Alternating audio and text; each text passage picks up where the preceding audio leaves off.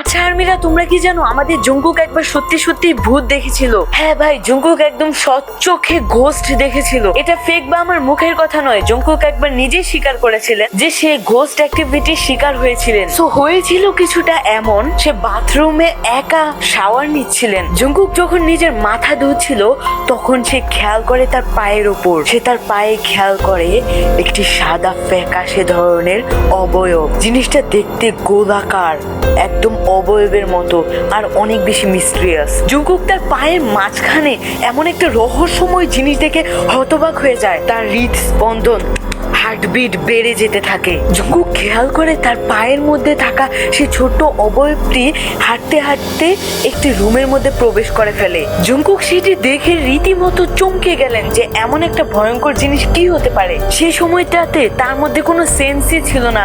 সে ভাবতে থাকে হয়তো এটা সুগা হিউং হতে পারে, কারণ সুগা একদমই সাদা চামড়ার মানুষ। কিন্তু জঙ্কুক ভাবে সুগাকে কেন এত অদ্ভুত লাগবে। সে ভাবে সদস্যরা হয়তো বা তার সাথে প্র্যাঙ্ক করছে। সে শাওয়ার থেকে বের হয়ে সবাইকে পাগলের মতো জিজ্ঞেস করতে লাগলো। কুকি জিজ্ঞেস করে জানতে পারে সেখানে সে ছাড়া আর অন্য কেউ ছিল না, এমনকি সুগাও নয়। জঙ্কুক এটা শুনে রীতিমতো স্তম্ভিত হয়ে পড়লো যে ভাই, এটা আমি কি দেখলাম, এটা আমার সাথে কি হলো। তার পা সম্পূর্ণ কাঁপতে থাকে, কারণ সে কোনোভাবে ভুল দেখতে পারে না। সে একদম রিয়েল ঘোস্ট দেখেছে, আর ওই সিচুয়েশনটা কোনোভাবেই বোঝানো যায় না। আর তারপর থেকে কয়েকদিন জঙ্কুকের টানা ভীষণ জ্বর হয়ে থাকে। পরে এটি নর্মাল হয়ে যায়।